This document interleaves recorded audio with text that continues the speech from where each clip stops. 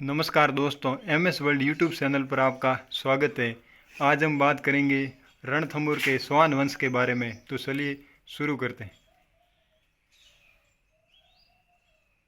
रणथंभौर चौहान वंश, इसके बारे में हम देखते हैं कि ये अजमेर के चौहान वंशों की एक शाखा है। आपने सुना होगा कि 1192 में तराइन के सेकेंड युद्ध में पृथ्वीराज चौहान की हार के बाद में उनके पुत्र गोविंदराज तृतीय ने वहाँ से भागकर रणथंभौर में चौहान वंश की स्थापना की थी। रणथंभौर के नाम रणथंभौर, इसका नाम था रंतपुर। रंतपुर रण की घाटियों के कारण।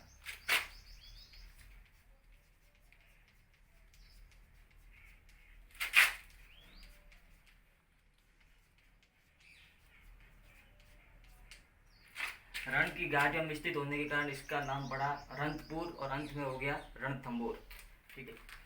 इनके शासक बहुत शासक हुए, जिनमें प्रतापी शासक हुए। इनमें एक शासक हुए जिनका नाम था जयद्रथ सिंह।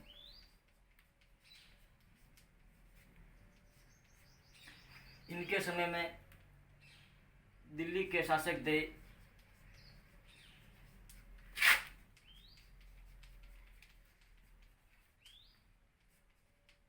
जेके खिलजी, जलाउद्दीन खिलजी। दिल्ली के जयद्रथ सिंह के तीसरे पुत्र, जिसका नाम था हमीर देव चौहान।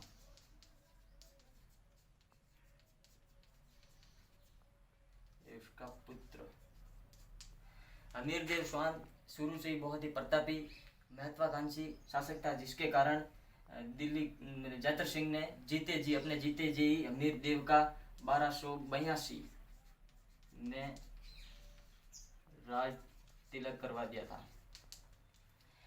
इसके समय में दिल्ली के सुल्तान जलाउद्दीन खिलजी और अमीर देव की चौहान की महत्वाकांक्षी और साम्राज्य विस्तार की नीति के कारण जो जलाउद्दीन खिलजी था वो चिंतित हो गया और उन्होंने रणथंभौर को अपने में कब्जे में करने के उद्देश्य से 1290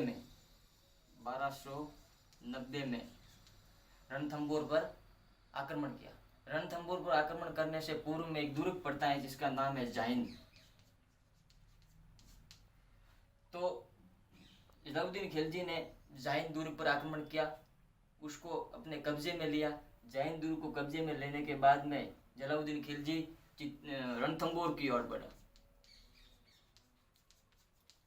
उसने रणथंभौर के दुर्ग के चारों ओर घेरा डाला और यहाँ पे उसको क्या मिलती है? असफलता। और वो वहां से वापस चला जाता है दिल्ली। उस जलाउद्दीन खिलजी की सेना के दिल्ली चले जाते ही चौहान सेना ने वापस जाइन के ऊपर अधिकार कर लेते हैं। इसके बाद में एक बार 1292 में भी असफल प्रयास किया जलाउद्दीन खिलजी ने रणथंभौर आक्रमण का। उसके बाद में आपको पता होगा दिल्ली सल्तनत में 1296 में सुल्तान बनते हैं अलाउद्दीन खिलजी, एक खिलजी। फिर इनके भी रणथंभौर पर आक्रमण होंगे। पहले हम ये जानेंगे कि इनके आक्रमण का कारण क्या था, रणथंभौर पर आक्रमण के, वो भी जानेंगे। अब दिल्ली के सुल्तान है एक खिलजी। रणथंभौर हमीर देव चौहान।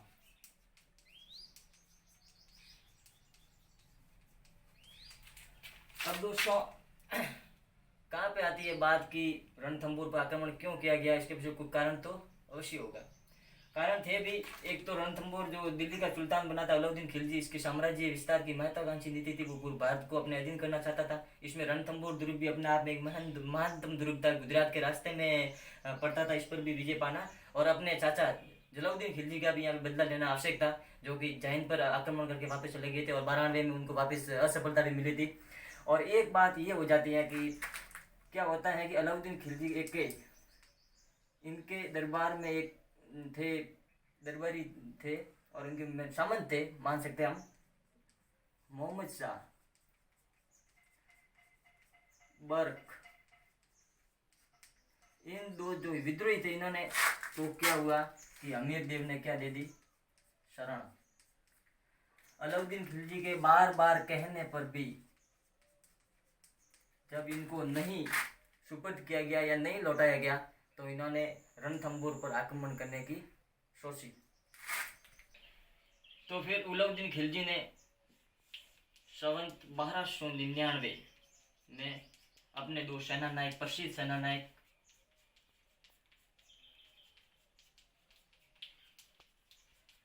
उल्गू खां, नुसरत खां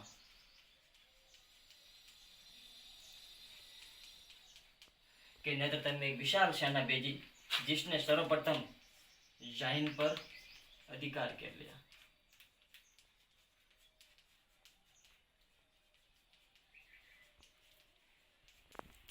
जाइन दुर्ग पर अधिकार करने के बाद दोस्तों, रणथंभौर के चौहान शासक हमीरदेव चौहान ने इसकी जवाबी कार्रवाई में, उस समय क्या है कि हमीरदेव चौहान कोटिक यज्ञ कर रहा था, कोटिक यज्ञ में व्यस्त थे और वो खुद स्वयं मुनि व्रत में थे। कौन से व्रत में, ये बहुत इंपॉर्टेंट है, मुनि व्रत में थे। तो उन्होंने अपने दो सेना नायक, जिनका नाम थे धर्म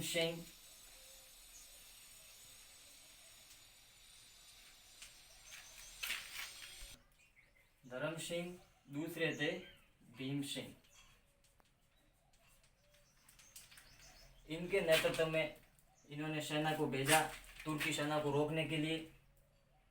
फिर क्या होता है कि जब ये जाइन पर अधिकार कर रहे थे तो ये सेना जाती है हमीरदेव चौहान की, धर्म सिंह और भीम सिंह के नेतृत्व में, और उस तुर्की सेना को वहाँ से खदेड़ देते हैं। ठीक है, भागती हुई तुर्की सेना वहाँ से भाग जाती है और लौटती हुई राजपूती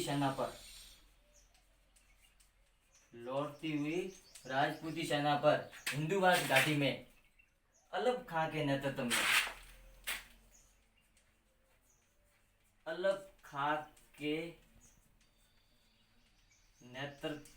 में तुर्की सेना हमला करती है।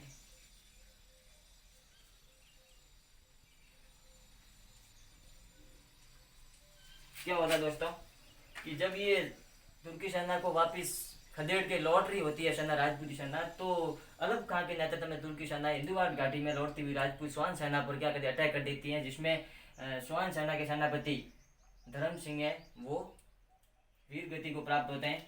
और फिर वापस जब ये दुर्ग में रणथंभौर दुर्ग में जब ये सेना आती है स्वान सेना, तो इस धर्म सिंह के मौत का जिम्मा भीम सिंह पर डाल के इसको यहाँ से सेनापति से बर्खास्त कर देते हैं। में क्या होता है कि तुर्की सेना हिंदूवास घाटी से चलती हुई आती है और रणथंभौर पर घेरा डालती है।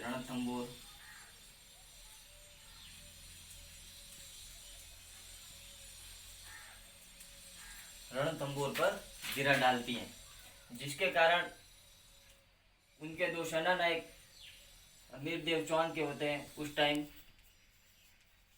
रणबल व रतिपाल। जब तुर्की सेना रणथंभौर पर घेरा डालती है तो रणथंभौर की राजपूत सेना के द्वारा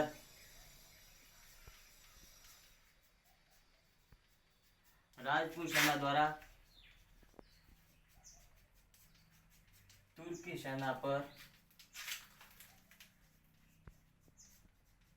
दुर्ग से वार किया जाता है।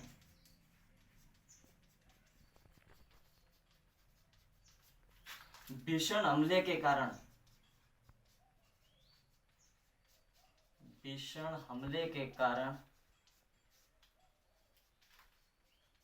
उल्गू खां पीछे हट जाता है।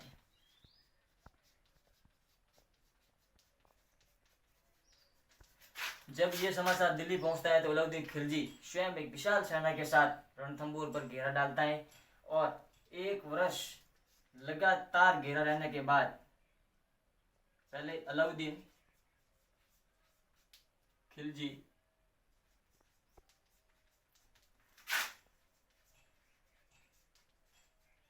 दिल्ली से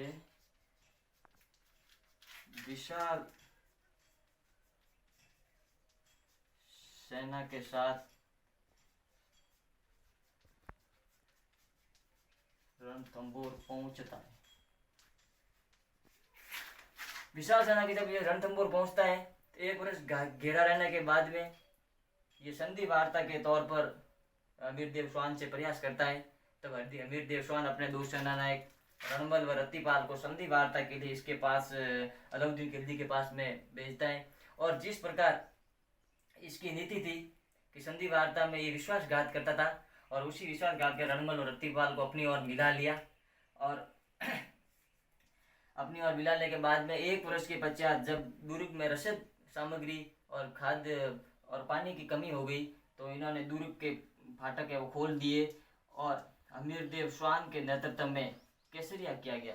अमीरदेव स्वान के नेतृत्व में केसरिया किया गया और रानी रंग देवी के नेतृत्व में जौहर किया